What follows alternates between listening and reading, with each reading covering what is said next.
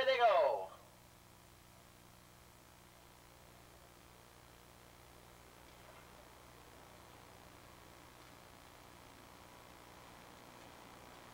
That's not roll-off leading. If that's somebody, it may be Kopecky leading. We'll check the numbers for you next time around.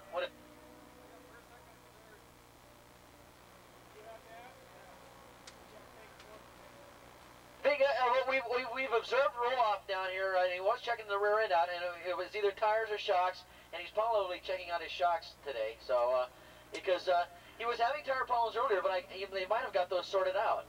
Now, Mark Messinger didn't want me to mention this to anybody, but no, I didn't want. But he still not want. But it's the point of fact that, and we put a pyrometer into the front tire of that bike. And it was 271 degrees on that Michelin-shod machine. And right after Ricky's race, Ricky on the Dunlap tires, we brought him in, we put a barometer on his, and they were running 160, 180, so a lot better tire temperatures on those Dunlops.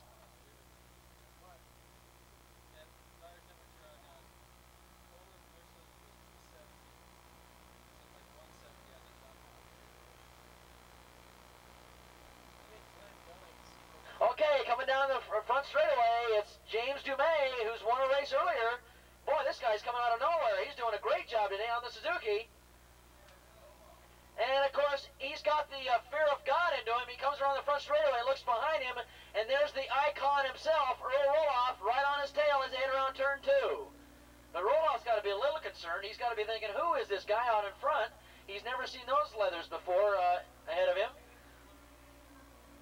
I'll have to admit, though, James Dumais has looked a little bit concerned. He keeps turning around, and he keeps seeing Roloff inching up on him.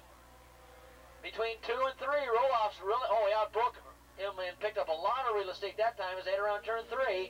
But just an incredible ride by James Dumais out in front. This guy won a race earlier, and he's coming out of nowhere. James Dumais, Roloff, Kenny Kopecky running in 3rd. 892, and in 6th spot, 376, Lloyd Matsuda on the Suzuki. He is running in 6th position.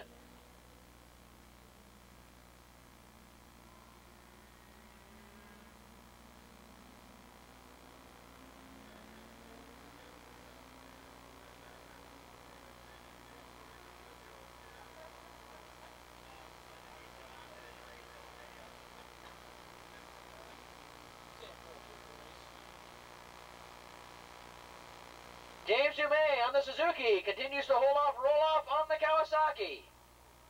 It's not very often you can hold off Roloff.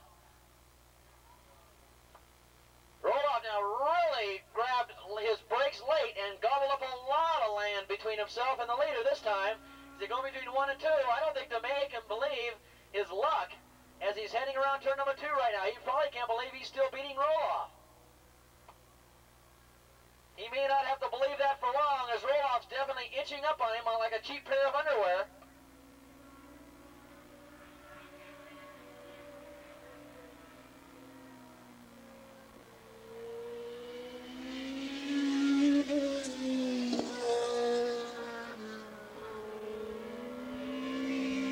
Suzuki. He's sponsored by Suzuki of Glendale, Michelin Tires, and Vance and Hines from Sunland. And now it looks like 87's moving up a little bit in 4th spot. Now that's Bob DeWitt on that 250cc Yamaha. And here comes Roloff.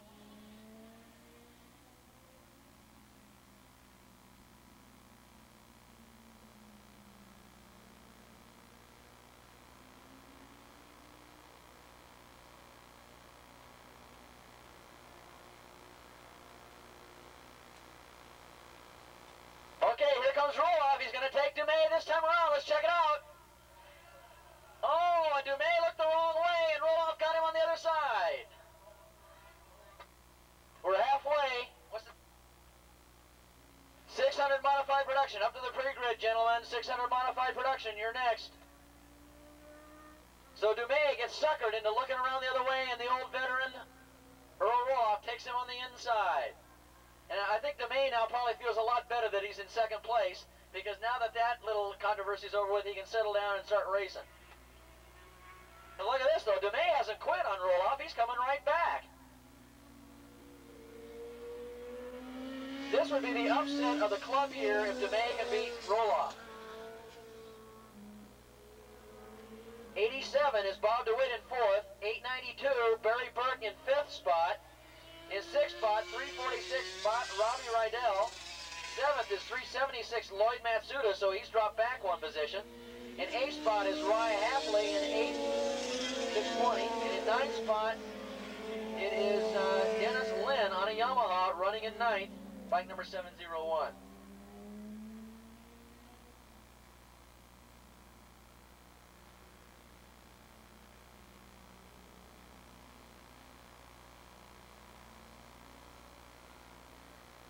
Starts stretching it out just a little bit, but DeMay is hanging right in there on him. And we'll say it again, if DeMay can upset Roloff out here, this would be quite amazing.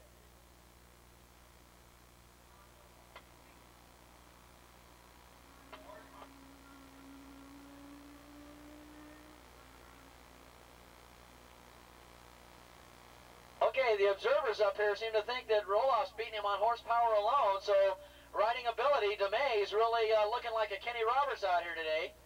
They hit around turn number 2.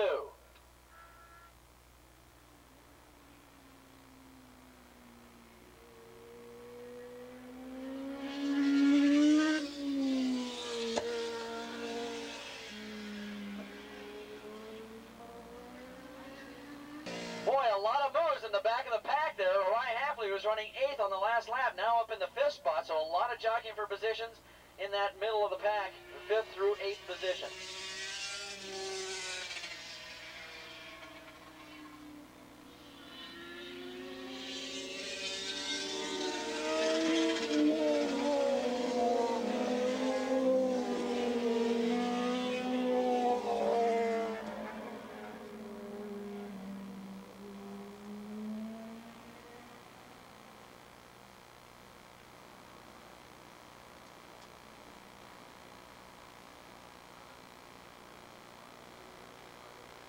Now inching just a little bit ahead now and picking up a little time on DeMay. I think DeMay probably figures he's got 2nd place wrapped up. But DeMay looking good around turn number 1. We got the white flag up. 600 modifies. Let's get up to the pre-grid. DeMay's going to settle for 2nd, but boy, he hasn't gone unnoticed. He's done a great job out here today. In 3rd spot is Kenny Kopecky in 3rd. Kenny Kopecky comes by in 3rd spot. Nobody around him. In 4th spot comes Bob DeWitt. Now let's see what's going on in 5th spot. That's Rye Hapley, who made a big move and got by that pack battling in there in 6th.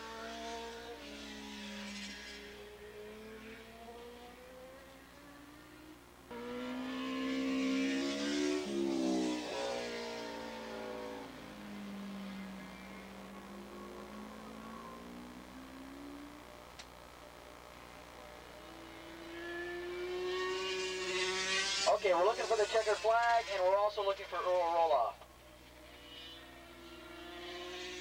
Checkered flag is in Huber's hand. We found that. Now we got to find Earl Roloff. He's coming around 9. He's through 9. He's almost on the straightaway. Look at the lead. Roloff takes it. But you can't deny James DeMay with a great ride in 2nd place. And once again, Kenny Kopecky, probably the loneliest man in the world, will finish 3rd.